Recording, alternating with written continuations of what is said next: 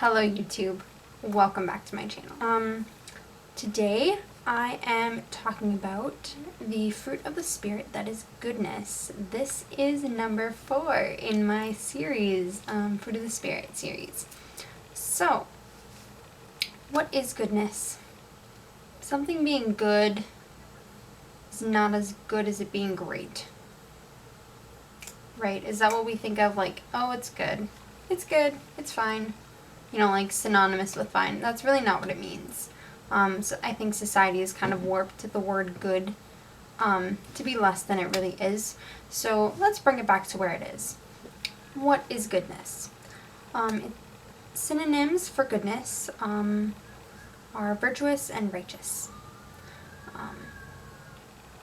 So to start off, I wanted to read 3 Bible verses and then kind of reread them and reflect on them. I have them marked, so I don't have to go and find them. So the first verse is Romans 8:28. It says, "We know that all things work together for good, for those who love God, who are called according to his purpose." Alright, so that's the first verse. Next is James 1 verse 17. So this is a little bit longer one. "Every generous act of giving, with every perfect gift, is from above, coming down from the Father of lights, with whom there is no variation or shadow due to change." Alright, so this is Luke 6:45. "The good person out of the..." Let me start over. "The good person out of the good treasure of the heart produces good, and the evil person out of the evil treasure produces evil. For it is out of the abundance of the heart that the mouth speaks." So, all 3 of those, just kind of take them, chew on them for a second. Anything that stuck out to you, just think about it.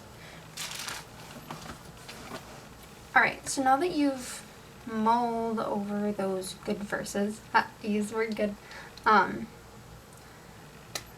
I want to point out a couple things in them and kind of how I interpreted them or parts of them. So Romans 8:28, the thing that I pulled out of the verse was all things work together for good. So it says, we know that all things, good or bad, is what I underlined and put on the side. All things work together for good, for those who love God, who are called according to his purpose. So God uses the good and the bad in his plan. So when we do things that are not in his plan, or what he would want for us, we're not ruining his plan. We're just changing the path that we're on in his plan, I guess, if that makes sense. So if you think about it this way, you have a choice to go to college or go into the workforce. So you can choose either of those. You can choose which job. You can choose which college you go to. So any of those that you pick may be good options. So God is going to use those options, whichever one you do choose, for good for you, because he wants good for you. So all those things can work for you for your good. There's probably going to be one best option, and that hopefully is the one you choose. But no matter what, he's going to use what you do for good. So bad things happen, but sometimes God has a different plan. So someone gets sick. It could be that through their perseverance, through their illness, someone else sees Christ in them. It could be that they find Christ in their illness. Any of those things, while they're not maybe in a good situation, there can be good in the situation. So that's kind of how I was thinking of that. That doesn't really have to do with the virtue of goodness. But when we strive for good, God makes good happen.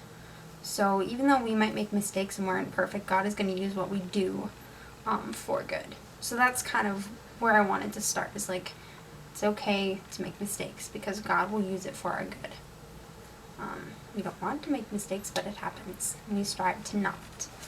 We strive to please God, but He has things in place, such as the reconciliation, the Eucharist, and things like that to help us for good. So hopefully that makes sense. Alright, next we're going over to James. This was James chapter 1, verse 17. I really liked this verse. So what I pulled out of it was, every generous act of giving with every perfect gift is from above. Every generous act of giving with every perfect gift is from above, coming down from the Father. And with whom there is no variation or shadow due to change. So He is constant, is what that ended part of the verse is saying. He is constant. He is not changing. He is Himself, and He always will be.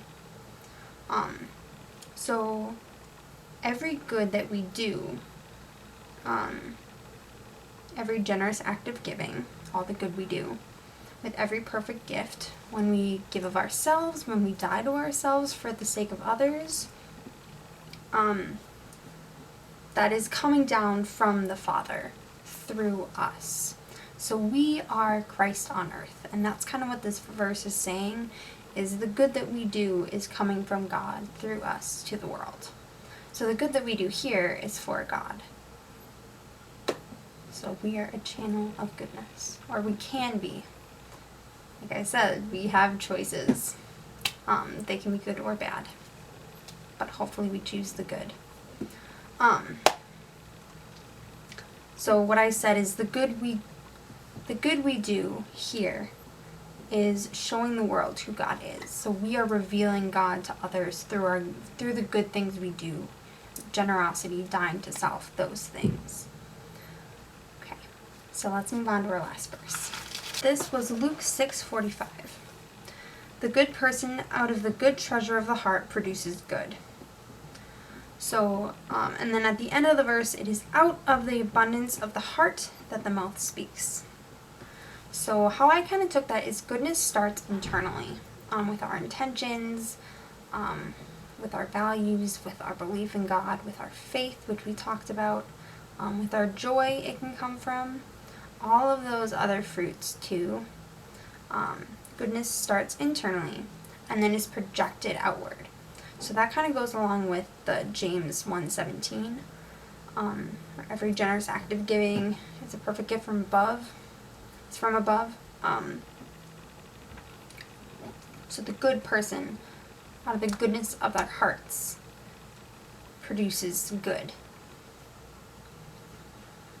It is out of the abundance of the heart that the mouth speaks.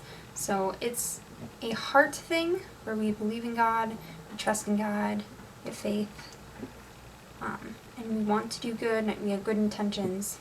And then from that, we say things, we do things, it goes from there.